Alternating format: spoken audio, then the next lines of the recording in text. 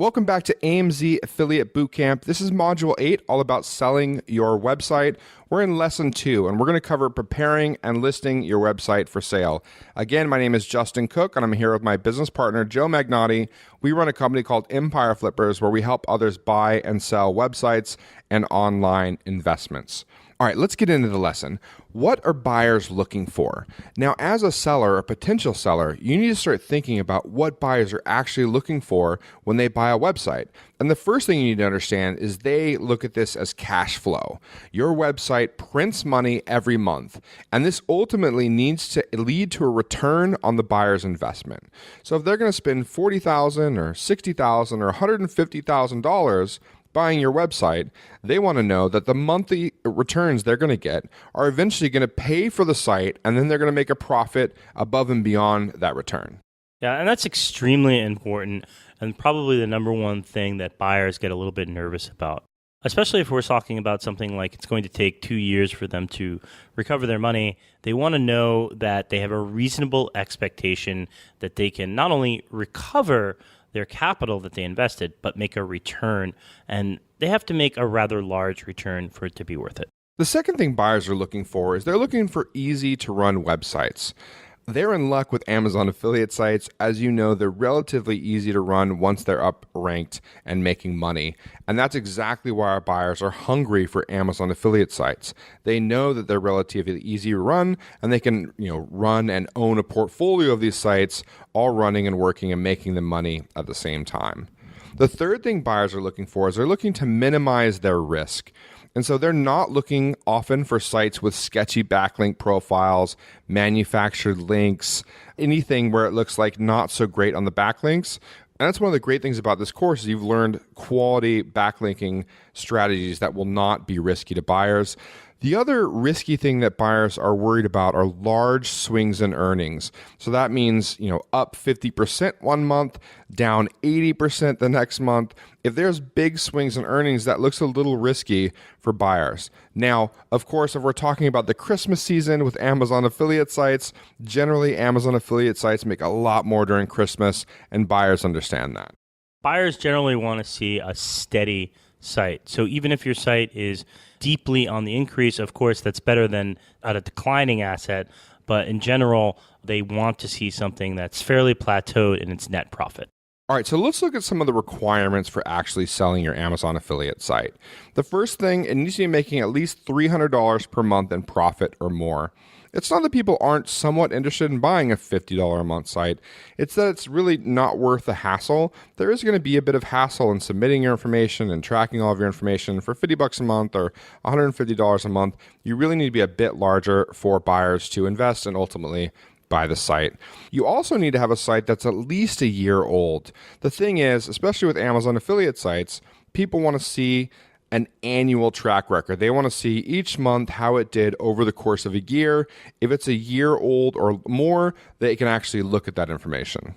Yeah, you're going to find buyers that have very strict criteria. I only buy sites that are more than 3 years old, and I only buy sites that make $1,000 or more a month.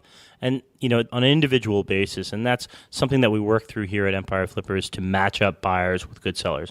But these are kind of the minimums we need in order to list you on our marketplace. The other thing we're going to need is 6 months of earnings history at least, preferably 1 year. And what we mean by earnings history is that we're going to look back and take an average monthly net profit amount, right? We're going to need at least 6 months to do that. So if you've only got 3 months where your site has been earning $1,000 or more, and the 3 months before that was earning $200 or $300, we're going to have to take an average of the entire 6 months, which does mean your average monthly net profit is going to be a bit lower, right? So if you can get 6 months of solid track record, let's say $1,000 or more, 1 month's $1,000, next month is $1,100, next month is $1,050, that's perfectly fine. But if you're including months where the earnings weren't that high, that means you're going to get a slightly lower net profit, which means your sales price is going to be lower. So at least 6 months, 1 year is actually preferred. The last requirement for selling is there needs to be a reasonable assumption of future earnings. And this should be pretty obvious, but I wanted to point it out anyway. Let's say, for example, that your site was making $1,000 a month last month, but something happened to the site. It was offline for a week, or you lost rankings, or the algorithm changed and there were some changes that were made, and now it looks like it's going to be making about $200 a month. You're not going to be able to sell your site as if it were still earning $1,000 a month. Buyers aren't going to do that. In fact, you're going to have to wait at least 3 months, most likely 6 more months, to get a new track record, a new idea of how much the net monthly profit is before you're able to sell it. Yeah, and I think the other thing to remember there is you're not going to be able to remove any resources that deliver traffic or revenue to the site. So if you have a social standing, some sort of social traffic, and a Facebook page is delivering that, that's kind of going to need to be included in the sale. If you have any other sort of traffic sources that are outside of just Google Organic, and that's delivering that, you're not going to be able to replicate those and compete with the buyer. And the last couple I'll mention is a reasonable assumption of future earnings means a future earnings at that level. If it's January and you're saying, look, November and December, I crushed it in earnings. My Amazon affiliate site was making $5,000 a month. Well, that's great, but if it's not likely to make $5,000 a month in January, February, March, you're not likely to get a valuation based on a $5,000 a month track record.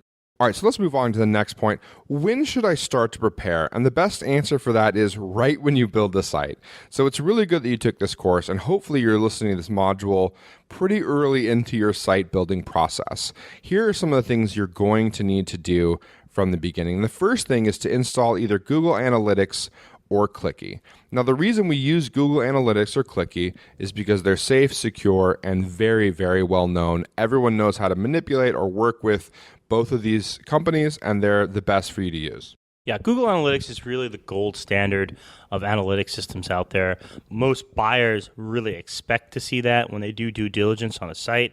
So it's something that you should seriously consider when you're installing an analytics program. It also allows you to share the data directly with them so they can run their own reports and know exactly what's going on with your website. This way, they don't have to depend on screenshots or screen share. They have direct access to the data. I don't want to get too into the weeds here, but the other thing I'll tell you is that if you're using some kind of self-hosted analytics program, we generally don't accept that. And the reason for that is it can be manipulated, it can be tricked into showing different traffic than actually hit the site.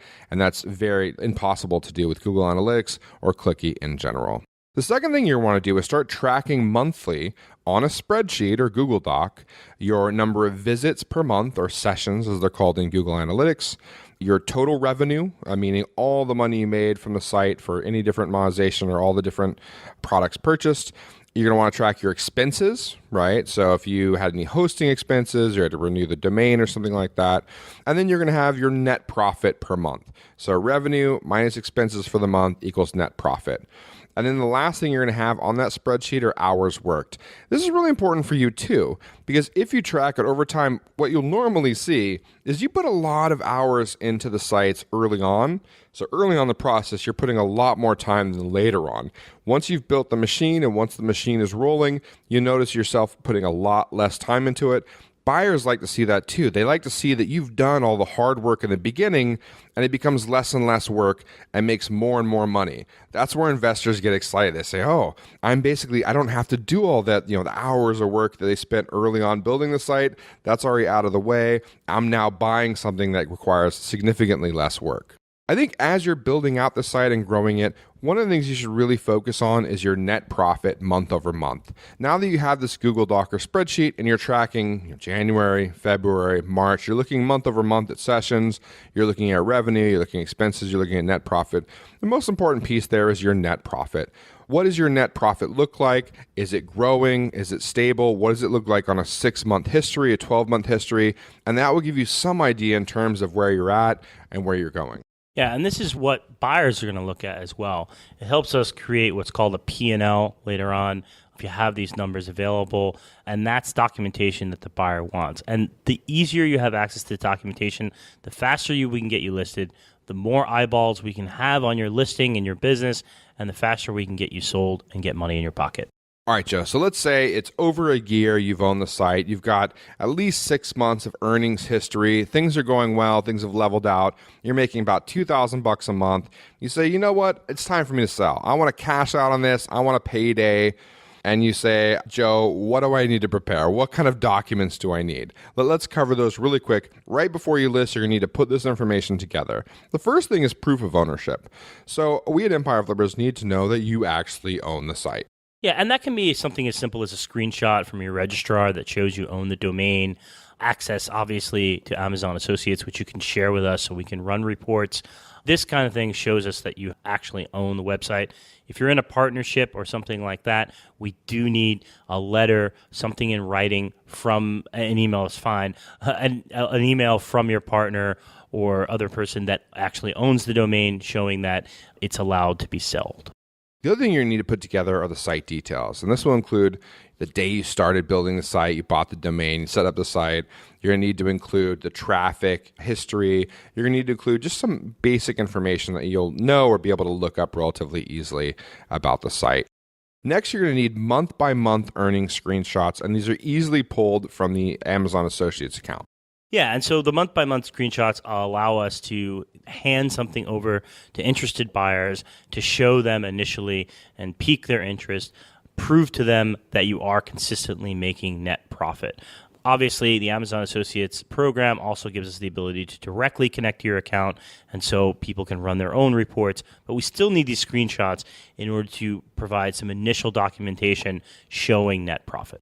The next thing we're going to need from you is Google Analytics or Clicky Access. So what you can do with Google Analytics or Clicky is allow us to access the data so that we can take a look and verify all the information, pull screenshots that are needed to help us with the listing so that we can get it listed and up for sale for potential buyers.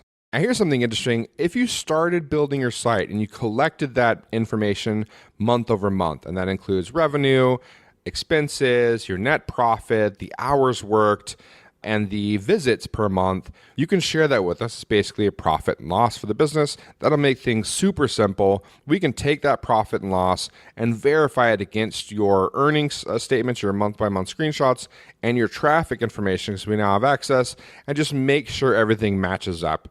The reason why it's really important if you're selling your website that the numbers match up is if you make a mistake or we make a mistake and we're publishing information that doesn't match up, they're going to say, if you didn't even take the time to match up your earnings or to match up your traffic, what else are you missing? Like, what else is wrong here? We've had third-party services come in and verify our listings because some buyers are not familiar with Empire Flippers and they want to double-check in place. And we're usually very accurate, down to a few percentage points of actual verified by a third party. And what this does is it provides trust to the buyer, and he knows that if that's right and you're good on a consistent basis, he's more likely to buy the site faster than in an endless cycle of questions, negotiations, and perhaps even lowering the price because he doesn't trust it at that level. And the last thing you're going to need is a $297 listing fee. Now, the good news for you is it's waived for course members. So anyone like you that's a member of the AMZ Affiliate Bootcamp is not going to have to pay a listing fee that has been waived for you. Now, of course, the success fee, ultimately, when we do business and when we sell your site for you, we do get paid on that. So we get a 15% commission fee on the sale of the site. So basically, we don't get paid unless you do. All right, so the next question, where can I submit my site for sale? It's really easy. There's a form you're going to need to fill out on our website. It's at empireflippers.com/special-offer-listing-form. Now, that's a little bit of a mouthful, so we're going to have a link for you to be able to click and go over there. As you get to the form, there's an option at the top for you to select where you found us from. Just select Cloud Living from the drop-down, and we'll make sure that you get your free listing submission. Now, I should warn you that not every site that's submitted with Empire Flippers actually goes live and is available to sell to our buyers. We have a vetting process that we're going to get into in the next lesson that actually weeds out sites where the information doesn't match or it's not particularly a good fit for our buyers. Now, this actually protects both our buyers and our other sellers because our buyers know what to expect from our listings and are looking for very particular things. If we, for whatever reason, reject your site, We're going to let you know the reason why, let you know the site was rejected, and ultimately it's just to protect our buyers and sellers in our marketplace. It also means there's a pretty good chance we wouldn't have been able to sell your site anyway. So if we're rejecting it, it's not likely it would have been sold. One more thing, the vetting process or the approval process from the time you submit generally takes between 1 to 2 weeks, normally about a week for Amazon affiliate sites because they're much easier to verify than some of the other businesses that we sell. All right, so that was lesson 2, preparing and listing your website for sale. The next lessons are going to be lesson 3, negotiating the sales process, and lesson 4, becoming a website selling and buying pro.